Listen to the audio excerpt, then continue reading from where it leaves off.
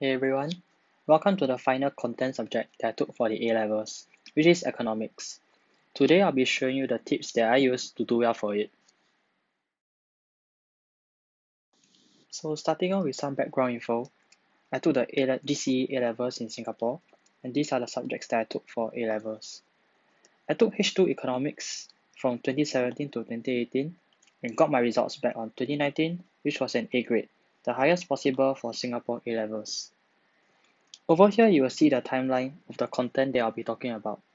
First, I will talk about H2 Econs as a subject, my results, my study tips, as well as my overall feelings about Econs.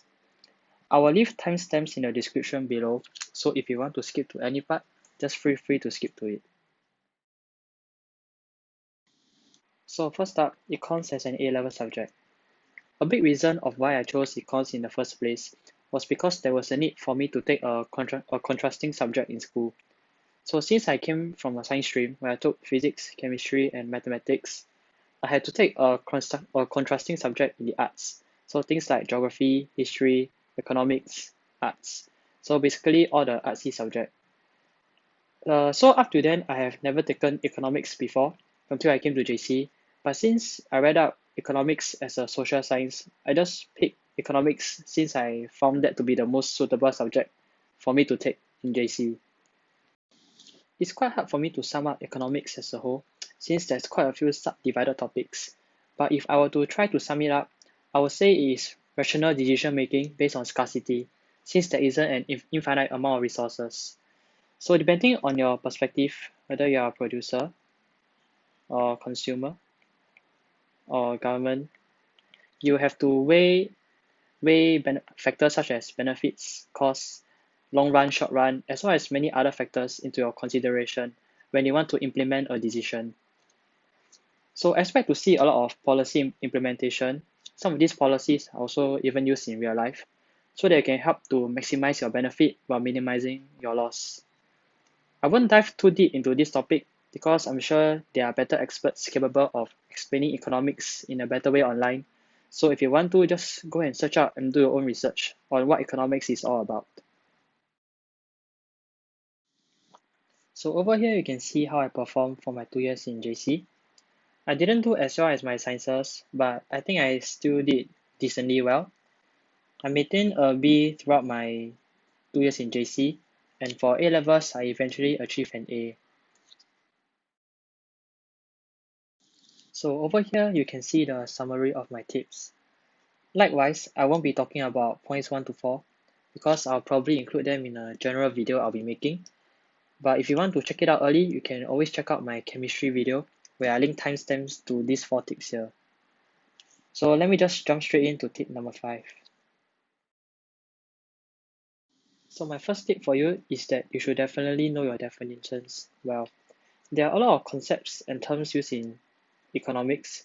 So for example, things like demand, supply, elasticity, and so on and so forth. Also in economics, you have a lot of different parties involved, where there will be things like producers, consumers, as well as the government. And even in producers itself, when we talk about the firms, you have many different firms available too, such as oligopoly, monopoly, monopolistic competitive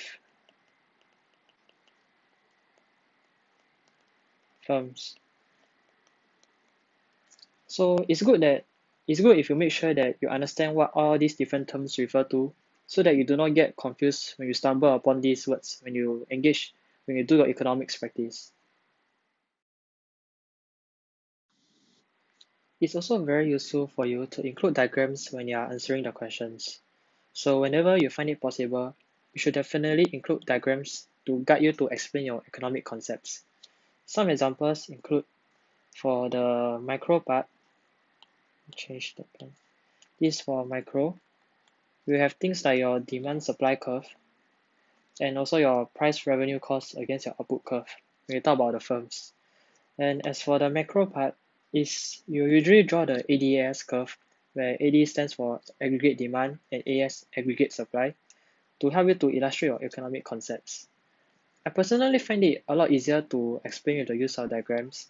So for example, let me just refer you to this macro graph here.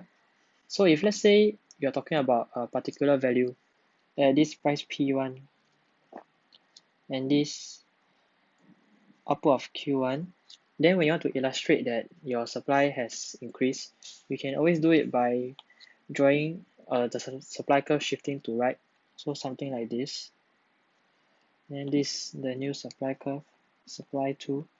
So you can talk about how it shifted right, and then you can also use this to help you to mark out your new price and output values. So like for example, the new price value when supply intersect demand will be at P2, then here is at Q1, Q2 I mean. So it's just a lot easier to refer to your diagrams when you try to explain your concepts. Because you can refer to all these symbols very easily. Things like your supply, your demand, Q1, Q2. It's just a lot easier for you to refer that. And I feel that the use of diagrams really help you look more conceptual and make your explanation more rigorous in that sense. So whenever possible, please to use your diagrams to help you answer your question. Different schools may teach you different diagrams, but you can just follow what your school has taught you for the different diagrams that you need to draw. So tip number 7 is to not skip steps in your explanation. Sometimes when things seem very intuitive, you might skip out on some of the explanation and make a logical leap. Let me try to explain this through the use of an example below. So for example, when prices for agricultural land rise, the supply of tomatoes will fall. This seems very intuitive at first hand, but actually there's a bit more economic concepts that I need to bring in to explain this, as you can see right here. So first, you need to establish that land is a necessary input in the production of tomatoes. So when the rent prices rise, the marginal cost of production of tomatoes will also rise, and that is why the supply of tomatoes will decrease. So when you bring a lot more of this economic reasoning, it makes your answer seem more rigorous, and you will not leave any doubt in the examiner's mind about your understanding of economics. So whenever you have the time, just slowly follow the logical flow in your mind so that you can really flesh out your rigorous understanding of economics to the examiners, as well as to not leave out any ambiguity in your answers. My next tip is a personal tip of mine, which is to reduce words from your handouts. Sometimes I feel that the school notes are a bit too wordy, so I usually try to get the important parts as well as use symbols to help me condense my understanding. So let me try to use an example of how I do it to explain this. So as you can see here, this is the effects of specific text for them to internalize negative externalities.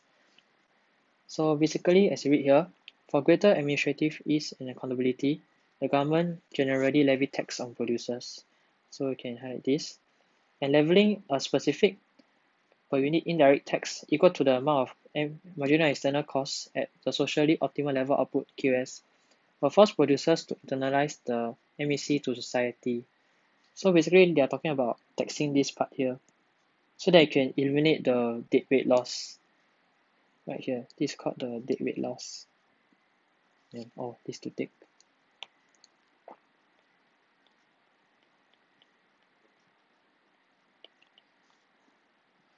So when I read this first paragraph here, I'll just summarize it as the fact that you have tax equal to the MEC amount at QS.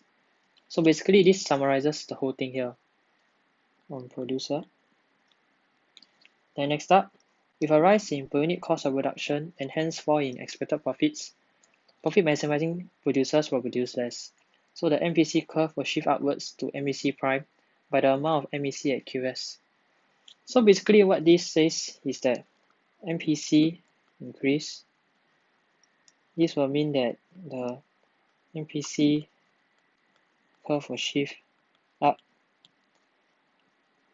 and the new equilibrium amount will be at QS. So as you can see over here, the MPC curve shifted up to go to MVC prime, and the place where MVC prime intersects MPB is at this part right here. So basically, the new market equilibrium output is equivalent to the social equilibrium output. So I wrote it as QS equal QP prime. So over here, as you can see for the last paragraph, all I'll write is that the QS will be equivalent to QP prime with the coincide. Then the dead weight loss triangle ABC is gone, and allocative efficiency, which I write shortened as LOEFI, is achieved. So overall, this is how I summarize my notes so that it becomes less wordy, and I mainly get the main important points out for me when I do my revision. But of course, if you like to read in words, then feel free to do so. Just do what is best for you to help you to internalize the content. So before you dive into any question, it is always a good idea for you to break down the question so that you will know what the question is talking about. This is very crucial to ensure that you do not go off topic. Because sometimes when you know a lot about the content, it's very easy for you to go off topic if you do not answer the question. So let me try to use this through an example down below here. So the question reads, there is considerable agreement over the need for governments to provide public goods. There is less agreement over the extent to which markets fail when information is imperfect. So the question here is, explain why markets might fail in the case of public goods when information is imperfect. So how I break down the question is, first I'll highlight this part, which is explain why. So basically this means that I need to give reasoning. Why markets might fail. So I need to also establish what does it mean when the market fail. And I need to give this under the context of public goods as well as imperfect information when information is imperfect. So for public goods, I'll need to also write down what are public goods.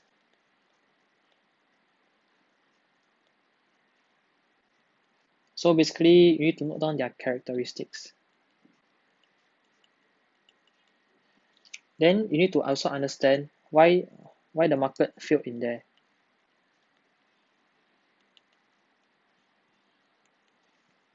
Then for imperfect information, same thing. You need to understand what is it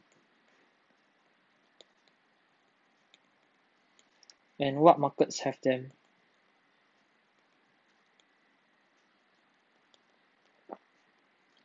And then you need to finally finish off with the link of why the market failed.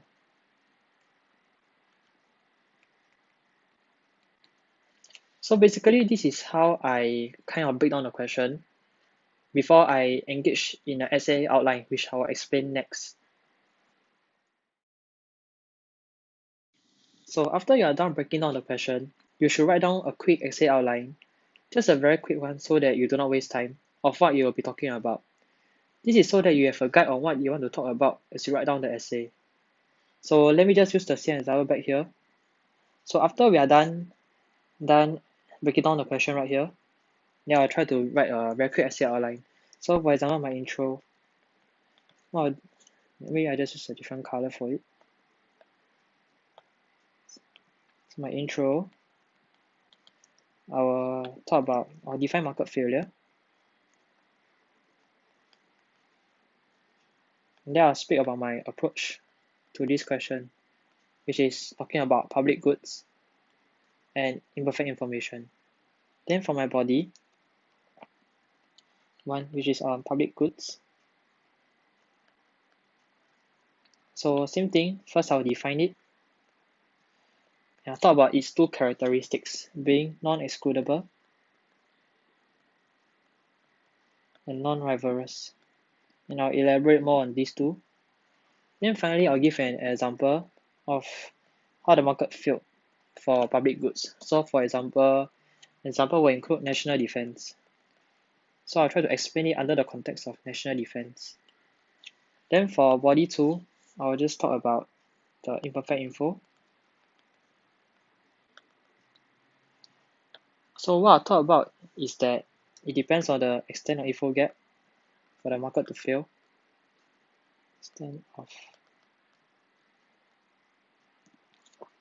So a few scenarios of this will include overestimate, private benefit. Next one is also underestimating your private benefit.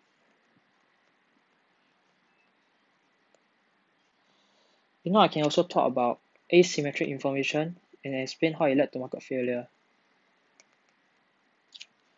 So all of these bodies here will link to why market fail. It's very important for you to link back to the question and answer it. So since over here for the imperfect information part, we have a lot of content. You just pick a few of the most important one that can add scope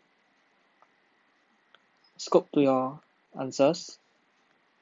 So probably you should maybe pick one on private benefit overestimation and another one on asymmetric information. This is so you can add more scope to your answering and show your economic concepts. As for the conclusion, maybe I'll just give a very evaluative insight on why it's more important for governments to why it's more important for governments to support public goods rather than imperfect info. Because of how public goods totally fail without government intervention, compared to imperfect info, where the market mechanism still works, but just to a less efficient extent. So this is how I do my essay outline, just a very quick one so that I know what I will be talking about throughout the whole essay. Now, if you're going to be practicing for homework, I personally find it very useful for you to just engage in essay outlines rather than writing out the whole full-blown essay. This is so that firstly you will save time, so that you can have more time to visit questions as well as to give your essay outlines on them. And it also will give you a lot more exposure instead, since you will not be spending most of your time writing out the essays. But once in a while, you should also write out full-blown essays, so that first up, you can train your writing speed, and second, you can gauge your level of full content understanding. So you can give a more accurate representation of how well you fare when you write out the whole full-blown essay. But if you want to get more exposure, then you should probably just do essay outlines so that you can get a greater exposure to the variety of questions out there. Now, I find that one of the most important things that separate the better students from the others is definitely how well they have evaluated. And that, in essence, is how well they have answered the question. So that's why points 9 and 10, which I talked about previously, which is breaking down the question and essay outlines, are very important.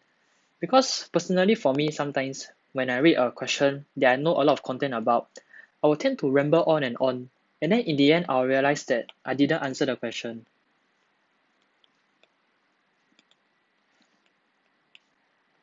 What I did was I simply just flashed out all the content that I knew without any reference to answering the question at all. So that's why it's always very important for you to break down the question and write down the essay outline to ensure that the things you'll be talking about actually answers the question. So for example, the question we were talking about just now was this. But this question will be different from these other questions here. So for example, this question was instead, compare how markets might fail in the case of public goods and where information is imperfect. So when you give your insightful comments, you will need to really thoroughly answer this question of compare how. So you need to compare the extent of market failure.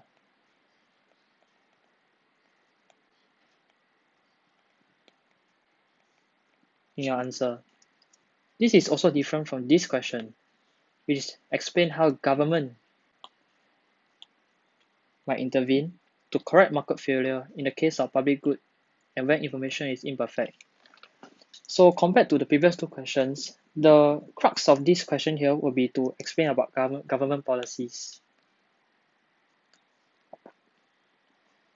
So first we need to establish the context of why the markets fail in the first place for this public good here, as well as the imperfect information right here. Then after that, you need to bring the government policies to correct the market failure. right here.